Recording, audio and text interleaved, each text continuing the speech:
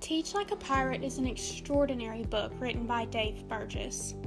The first 3 sections of Part 1 are full of techniques and ideas to help teachers understand how they can display their passion for teaching, create lessons that are really engaging for students, and establish rapport with their students to create a wonderfully positive classroom environment. In the first section of Part 1, 3 different types of passion are discussed. The first is content passion, the topics that get you fired up to teach. The second is professional passion, the things that ignite a fire inside you. The third is personal passion, the things that maintain your burning fire. Burgess explains how teachers know that they need to be passionate about what they teach, but it's okay if teachers aren't passionate about every single topic that they teach, because some lessons are just more exciting than others, even if they are a part of the same unit. This just means that we need to find ways to incorporate our professional and personal passion when we teach about the topics that we may not have as much content passion for. Burgess says that we probably became teachers because of our professional passion, since our professional passion more than likely consists of the reasons that we became a teacher in the first place. It's really important that we always do our best to make a conscious effort to incorporate our professional passion in each one of our lessons. Burgess describes this as creating life-changing lessons, where he tries to transform the lives of his students. A few other ways that we can include professional passion in our lessons every day is to make engaging presentations, allow students to have a choice on how they demonstrate their mastery of a topic so that they can display their strengths, and differentiate the ways that we present the lesson material. Burgess talks about how personal passion is what we are passionate about outside of teaching. Personal passion differs from professional passion in that it probably shouldn't be used in all of the lessons. Personal passion should be incorporated into lessons whenever it works out. When we do create lessons that include our personal passions, we create lessons that are really engaging for students and lessons that we have a blast teaching because we're teaching from an area of strength. By making sure that we use content, professional, and personal passion, we can display our passion for teaching every day, and our students will appreciate this and learn more than just the content.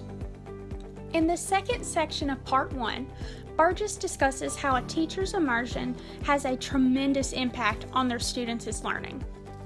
To understand this impact, first we need to understand what immersion is. Burgess describes immersion as being in the moment with your students. This means that in this moment, nothing else is more important and that your undivided attention is being given. Burgess illustrates a great example of immersion. In his example, his son takes some swim lessons over the summer and has 2 different coaches.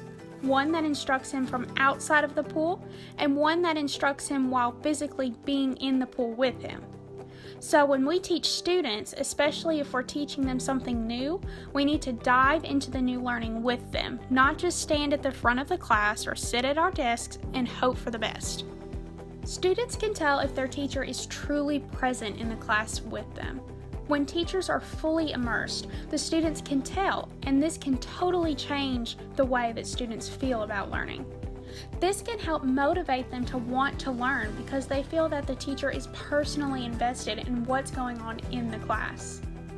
Being fully immersed in whatever's going on in the classroom has a direct effect on the classroom environment because your students know that you want to help them learn and that you care if they learn. When the teacher is fully immersed, they want to create lessons that they think the students will enjoy and will attach meaning to so that they understand the material on a deeper level. Creating this risk-free environment where students can enjoy learning and be themselves gives them the opportunity to excel in and out of the classroom.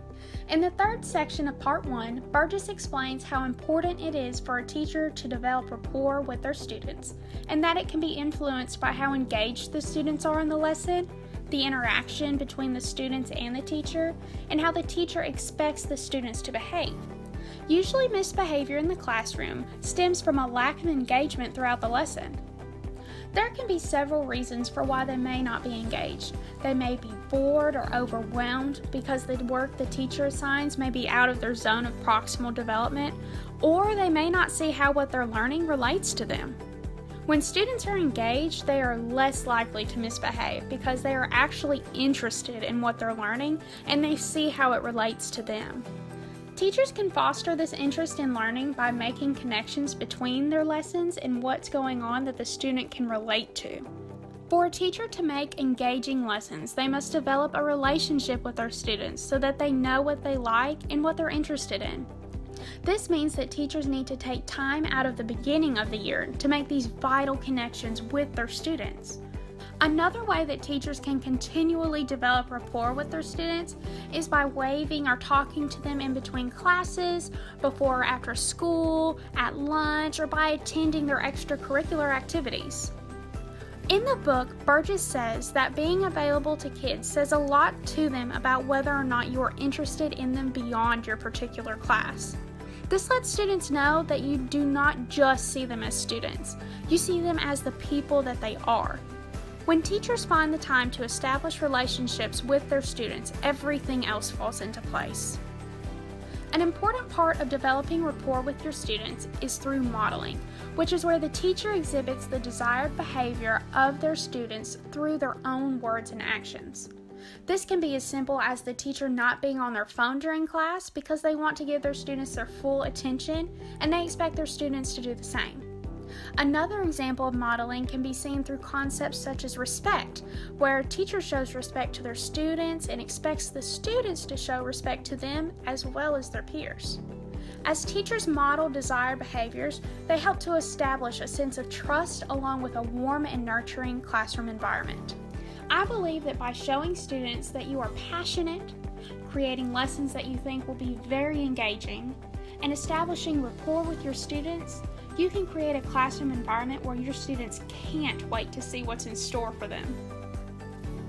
I hope that you enjoyed this video and learned something new.